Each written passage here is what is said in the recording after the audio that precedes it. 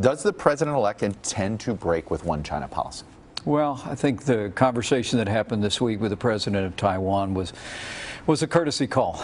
She reached out to the president-elect, and he took the call from the democratically elected leader of Taiwan. And it's one of more than 50 telephone calls that the president-elect has taken from and made to world leaders in the midst of a historic pace in cabinet appointments and senior appointments, building a legislative agenda, even traveling the country and saving 1,000 jobs in the state of Indiana. And so it's all a reflection of the tremendous energy, and I think it's the kind of approach that you're going to see him bring to challenges at home and abroad. So this was an intentional sort of challenge to the foreign policy establishment a little bit, to the U.S.-Chinese diplomatic establishment? No, this was, Chuck, this was a courtesy call. The democratically elected president of Taiwan called to congratulate the president-elect, and as a gracious so nothing man should be read into, nothing new should be read into it. Well, I don't think so. I honestly think that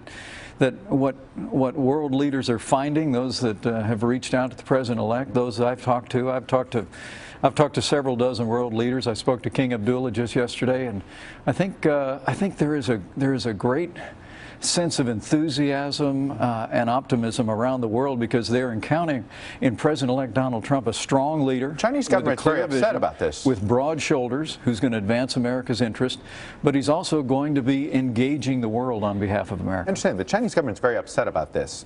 Do they have a right to be? Or do you tell them, hey, back down, don't, you're over worrying? Is that what's your advice to your counterparts in China? I think I would just say to our counterparts in China that this was a moment of courtesy. The president-elect talked to President Xi 2 weeks ago in the same manner. That was not a discussion about policy, and we're going to be preparing after January 20th to advance now what will be President Trump's agenda on the world stage, and we'll deal with policy at that time. Have you or the team or President-elect Trump reached out to the Chinese government since this bubbled up?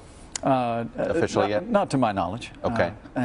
Should we expect a call this week to calm the waters? Well, Chuck, I wouldn't expect so, but to be honest with you, the waters here seem like a little bit of a tempest in a teapot. I mean, it's striking to me that President Obama would reach out to a murdering dictator in Cuba and be hailed as a hero.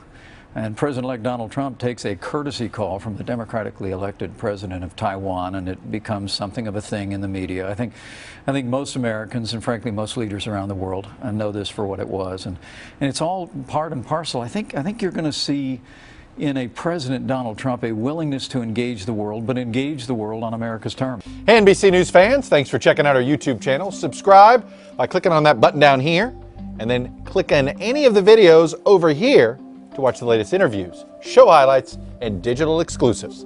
Thanks for watching.